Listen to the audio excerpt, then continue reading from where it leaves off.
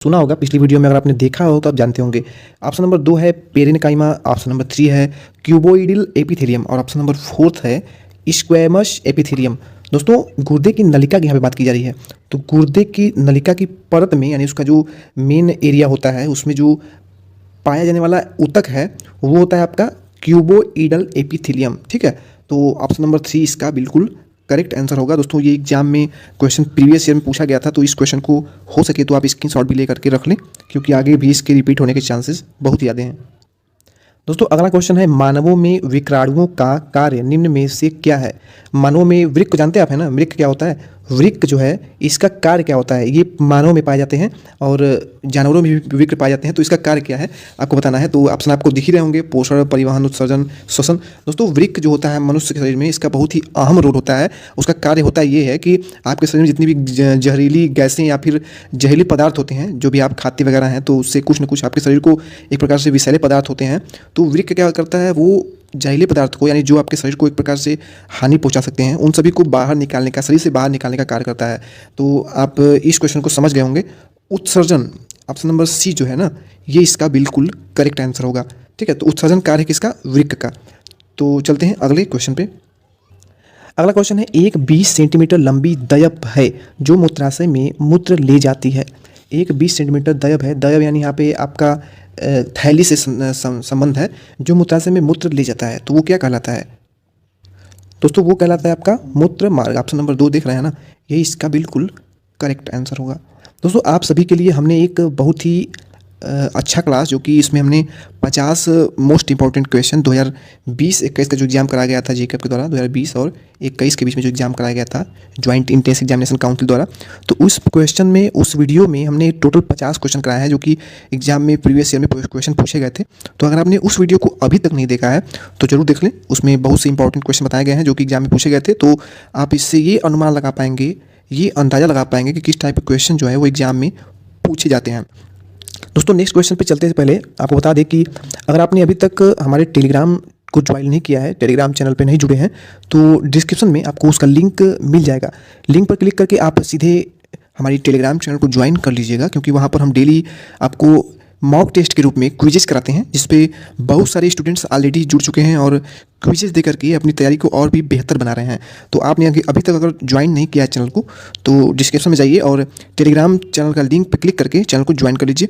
और आप चाहे तो सर्च भी कर सकते हैं टेलीग्राम में जाके, A2B2 study quiz mode channel है चैनल का नाम, तो आप वहाँ पर जा करके सर्च भी कर सकते हैं। तो चलिए अब चलते हैं अगले प्रश्न पे। अगला प्रश्न है आपकी मोबाइल स्क्रीन पर, मानव शरीर में पाई जाने वाली वह एकमात्र पेशी कौन सी है जो दोनों सिरों पर जुड़ी नहीं होती है। मोस्ट इंपॉर्टेंट क्वेश्चन है दोस्तों। अभी आप अगर बोल रहे हैं हम, तो अपनी जीभ जो होती है ना, जीभ की वजह से ही बोल पा रहे हैं। और जीभ जो कि हमारे शरीर में बहुत ही अहम एक रोल निभाता है, जो कि हमारे कुछ भी हम खाते पीते हैं तो उसका टेस्ट जो हमें आता है वो जीभ से ही आता है। तो जीभ जो है ना, आप जानते हैं जीभ जो है हम बाहर निकालेंगे तो उसका अंदर का सिरा तो जुड़ा होता है, पर बाहर का सिरा कहीं से जुड़ा होता है, नहीं जुड़ा होता है। अगर वो जुड़ा होता तो आप उसे हिला भी नहीं पाते और बोल भी नहीं पाते।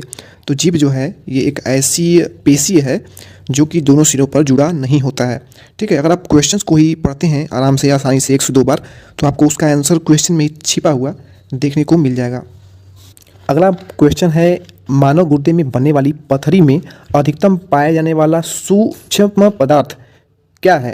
दोस्तों, मानव गुर्दे में जो पथरी बन जाती है आजकल आम समस्या बन चुकी है, जो कि महिलाओं में सबसे ज़्यादा देखने को मिलता है। तो मानव गुर्दे में पथरी की जो अधिकतम समस्या पाई जाती है, उसमें कौन सा ऐसा पदार्थ होता है, जो पथरी होता है ना, वो किस पदार्थ का बना होता है। तो दोस्तों, वो होता है आपका कैल्शियम ऑक्जेलेट। कैल्शियम ऑक्जेलेट जो है वो एक ऐसा पदार्थ है जो कि पत्थर जैसा हो जाता है। ठीक है, तो कैल्शियम ऑक्जेलेट जो है यही पाया जाता है। तो इसका जो ऑप्शन नंबर 1 है वो बिल्कुल करेक्ट आंसर होगा। दोस्तों, पथरी जो है वो कॉमन हो गया है आज के समय में, और इसका एक ही उपाय है कि आप अधिक से अधिक मात्रा में पानी पीजिए और अधिक से अधिक मूत्र त्याग कीजिए। क्योंकि अगर आप लगातार बराबर पानी पीते रहते हैं तो आपके शरीर में जो भी विषैले पदार्थ होते हैं, ठीक है, वो बाहर निकलते रहते हैं बराबर, और आपकी पाचन क्रिया भी बेहतर रहती है, तो पथरी होने के चांसेस कम होते हैं। बहुत सी ऐसे अवधारणाएँ हैं, मान्यताएँ हैं, लोग कहते हैं कि चावल अधिक खाने से या फिर कंकड़ वगैरह खा जाने पर खाने में तो हो जाता है, टमाटर की बीज वगैरह खाने से होते हैं। तो ये सब मिथक है, ये सब पे आप ध्यान न दें। अगर आप बराबर पानी वगैरह पीते रहते हैं तो आपके पाचन भी ठीक रहेगा और पथरी का कभी नामो निशान भी नहीं होगा। तो यहाँ पे हमने ज़्यादा समय दे दिया, चलते हैं अगले प्रश्न पे। दोस्तों, अगला प्रश्न है, पसीना निकलने से शरीर का सबसे उपयोगी कार्य क्या होता है? दोस्तों ठंडी के दिनों में पसीना तो भूल ही गया है, पसीना आने का नाम नहीं ले रहा है, पर यहाँ पे जो क्वेश्चन है तो हमें करना ही होगा। पसीना निकालने से शरीर का सबसे उपयोगी कार्य क्या होता है? देखिए, अगर शरीर में पसीना नहीं होगा ना, नॉर्मल जो एक व्यक्ति होता है उसके शरीर का जो तापमान होता है वो कितना होता है? कमेंट बॉक्स में बताइए। जो नॉर्मल व्यक्ति है उसका शरीर का सामान्य ताप कितना होता है? दोस्तों मैं बता देता हूँ, वो होता है 37 डिग्री सेंटीग्रेड। अगर आप फारेनहाइट में जाएँ तो 98.6 समथिंग होता है। ठीक है, तो ये सब तो कॉमन चीज़ें हैं, आपको पता ही होंगी। पर जो पसीना अगर आपके शरीर से आ रहा है तो उसका कार्य क्या है? पसीना क्यों आता है? पसीना तो नहीं आना चाहिए। दोस्तों अगर आपको पसीना बराबर आ रहा है ना, तो आपके शरीर का जो टेम्परेचर है वो नियंत्रित रहता है। यानी अगर आपको बहुत ज़्यादा ठंडी लग रही है तो आपको आपका जो टेम्परेचर शरीर का है वो एक प्रकार से बढ़ जाएगा और आपको पसीना नहीं आएगा, तो फिर भी आपका टेम्परेचर कंट्रोल हो जाएगा। और अगर आपको फीवर वगैरह आ गया है तो अगर आपको पसीना आएगा तो वो आपको शरीर को ठंडा करने का कार्य करेगा और फिर भी आपका टेम्परेचर नियंत्रित हो जाएगा। तो ये पसीना होना बहुत ही ज़रूरी होता है।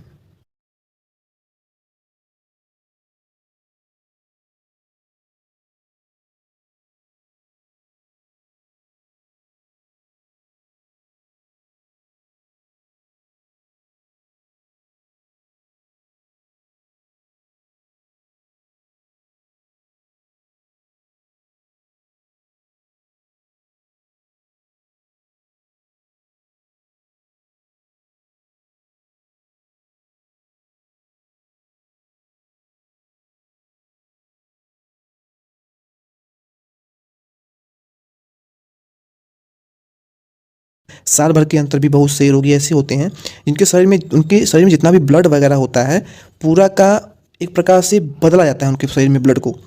ठीक है, ब्लड चेंज करके नए ब्लड को उनके शरीर में डाल दिया जाता है। इसी को बोलते हैं डायलिसिस।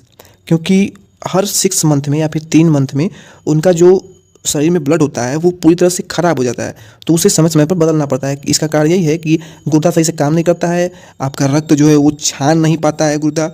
ठीक है, तो यही सब प्रॉब्लम होता है। तो डायलिसिस आप समझ गए होंगे। तो इसका ऑप्शन नंबर 4 देख रहे हैं ना, गुर्दे का कार्य करने के लिए। तो गुर्दा जो है, ये गुर्दा तो कार्य तो नहीं करता है, पर गुर्दा जो है जो ख़त्म हो चुका है कहानी, वो और भी ख़राब हो जाएगा। इसलिए डायलिसिस की क्रिया में आपके ब्लड को एक प्रकार से छान लिया जाता है और उसकी शुद्धिकरण किया जाता है। ठीक है, इतना तो समझ गए होंगे आप। तो ऑप्शन नंबर 4 इसका करेक्ट आंसर आ जाएगा।